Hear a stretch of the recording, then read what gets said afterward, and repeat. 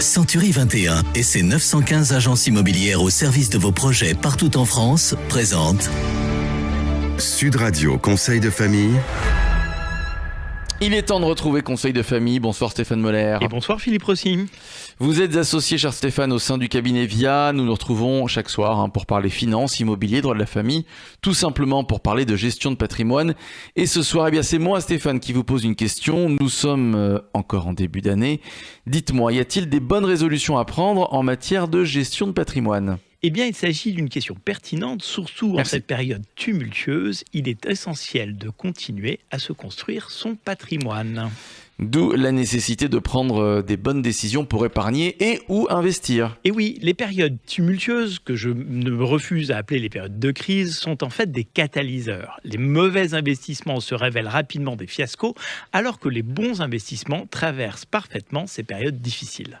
Quels sont les exemples de bonnes résolutions que vous pourrez conseiller ? Eh bien, il y a à mon sens plusieurs critères d'investissement à respecter. 1, il faut faire preuve de bon sens. En écho à une chronique de la semaine prochaine qui concernera les arnaques en matière de gestion de patrimoine, j'insisterai sur la nécessité de toujours comprendre les investissements que l'on réalise et de se renseigner sur la société qui vous les propose, mais aussi sur la qualité des actifs proposés. Il faut se méfier des rendements trop alléchants, par exemple. 2, il faut répartir ses placements.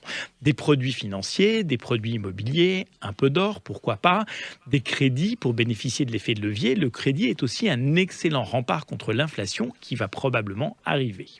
L'équilibre est important.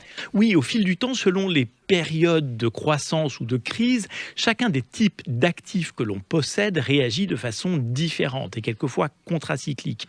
Un bon équilibre entre tous ces actifs permettra d'avoir un capital stable qui se développera régulièrement. Il faut aussi faire jouer la concurrence ? Ah oui, ça c'est le point 3. Régulièrement, banques, compagnies d'assurance et d'ailleurs conseils en gestion de patrimoine peuvent être remis en concurrence. Dernier point, les Français ont souvent trop d'épargne de précaution. C'est le point 4.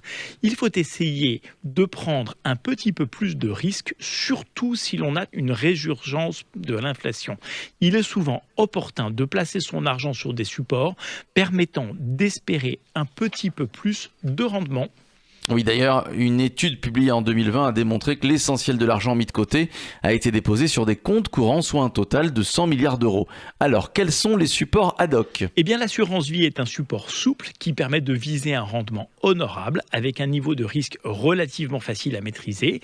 Mais il y a aussi l'investissement, par exemple, sur des SCPI, qui est une bonne piste de réflexion. La réponse adaptée appartient évidemment à chacun, mais votre conseil en gestion de patrimoine saura vous guider dans vos choix. Une chose est sûre, c'est souvent dans les périodes de crise que l'on réalise les meilleurs placements. Merci Stéphane Moller, c'était très clair une fois de plus. Conseil de famille à retrouver en podcast sur notre site sudradio.fr. C'était Sud Radio Conseil de famille. avec Century 21 et ses 915 agences immobilières au service de vos projets partout en France.